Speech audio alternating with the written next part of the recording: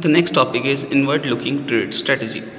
Inward looking trade strategy का मतलब है इंपोर्ट का सब्स्टिट्यूट ढूंढना। इंपोर्ट का सब्स्टिट्यूट हम कैसे ढूंढ सकते हैं? जब वो चीज़ें जो हम बाहर से इंपोर्ट करते हैं उन चीज़ों को हम डोमेस्टिकली प्रोड्यूस करना स्टार्ट करें। इससे क्या होगा, हमारी डोमेस्टिक इंडस्ट्री ग्रोथ होगी एंड कंट्री को फॉरेन कंपटीशन भी फेस नहीं करना पड़ेगा और डोमेस्टिक इंडस्ट्री इजीली अपने पैरों के ऊपर एक्सपैंड कर सकती है।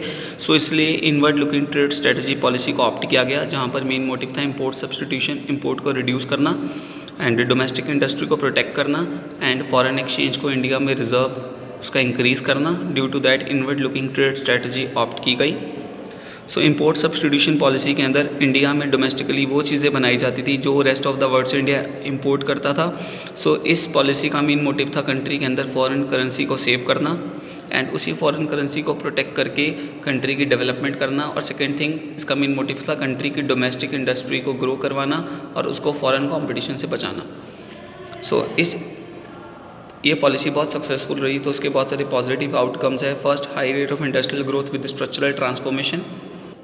इनवर्ड लुकिंग ट्रेड स्ट्रेटजी की वजह से इंडिया में इंडस्ट्रियल गुड्स का कंट्रीब्यूशन इंक्रीज़ हुआ, इंडस्ट्रियल गुड्स ज़्यादा से ज़्यादा बननी स्टार्ट हुई, जिसकी वजह से सेकेंडरी सेक्टर का कंट्रीब्यूशन इंक्रीज़ हुआ और सेकेंडरी सेक्टर का कंट्रीब्यूशन 1991 तक जीडीपी में 25% हो गया। और सेकेंडरी सेक्टर का कंट्रीब्यूशन इंक्रीज़ होने की वजह से जीडीपी भी राइज हुई और जीडीपी का percentage of growth 6% per annum तक हो गया। तो that is the structural transformation only due to import substitution policy. Second, diversification of industrial growth. अब इंडिया में इंडस्ट्री का एस्पेक्ट चेंज हुआ। अब इंडिया में इंजीनियरिंग गुड्स बननी स्टार्ट हुई, सनराइज इंडस्ट्रीज सेटअप होनी स्टार्ट हुई, तो इंडिया में वैरायटी ऑफ गुड्स कंज्यूमर को अवेलेबल हुए। And third, opportunities of investment. Small scale industries को प्रोटेक्ट किया गया उन लोगों के लिए जिनके पास कम पैसा था और वो कम पैसा इन्वेस्ट करके अपनी खुद की एंटरप्राइज इस्टेब्लिश करना चाहते थे। तो स्मॉल स्केल इंडस्ट्रीज़ को सेटअप किया गया ताकि कम इन्वेस्टमेंट अपॉर्चुनिटीज़ के साथ वो लोग अपना खुद का बिजनेस इस्टेब्लिश कर सकें। और स्मॉल स्केल इंडस्ट्रीज़ को कोशिश की गई कि लार्ज स्केल इंडस्ट्रीज़ के प्रोटेक्ट करके रखा जाए। तो स्मॉल स्केल इंडस्ट्रीज़ को ओपन करने की वजह से इंडिया में न्यू इन्वेस्टमेंट अपॉर्चुनिटी स्टार्ट हुई, जिससे लोगों को सेल्फ एम्प्लॉयमेंट मिली।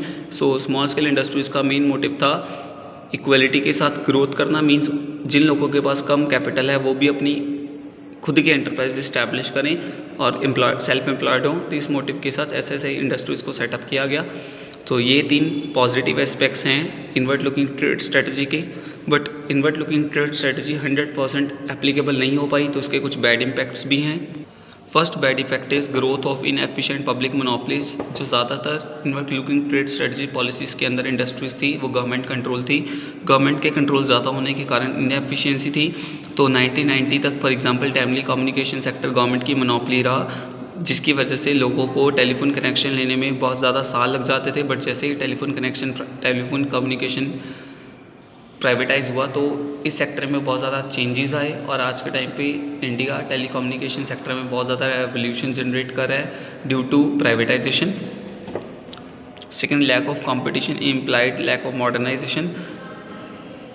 कहीं ना कहीं डोमेस्टिक इंडस्ट्री को प्रोटेक्ट करने की कोशिश की गई फॉरेन इंडस्ट्री से, जिसकी वजह से अगर हम कार इंडस्ट्री की बात करें तो एट दैट टाइम इंडिया में 2 ही कंपनीज एक्सपैंड हुई, एम्बेसडर और फिएट। तो इन दोनों कंट्रीज़ ने इंडिया की डोमेस्टिक इंडस्ट्री को कंट्रोल किया लॉन्ग टाइम तक। बट जब चीज़ें मॉडर्नाइज हुई, जब इंडियन इकॉनमी को ओपन किया गया, तो ये दोनों इंडस्ट्रीज़ के जो प्रोडक्ट की क्वालिटी थी वो फॉरेन प्रोडक्ट्स की क्वालिटी के कंपैरेटिवली बहुत ज़्यादा वीक थी।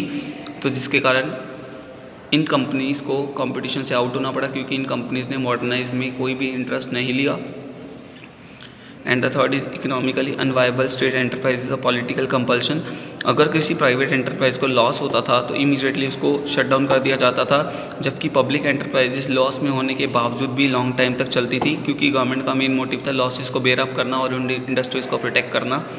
सो इस तरह के कल्चर की वजह से पब्लिक सेक्टर एंटरप्राइजेस को प्रोटेक्ट करने की कोशिश की गई एंड प्राइवेट सेक्टर एंटरप्राइजेस को किसी भी तरह की इंपॉर्टेंस नहीं दी गई। तो जिसकी वजह से इनवर्ड लुकिंग ट्रेड स्ट्रेटजी होने के बाद भी प्राइवेट एंटरप्राइजेस प्रॉपर वे से एस्टैब्लिश नहीं हो पाई। So this is the policy, import substitution policy.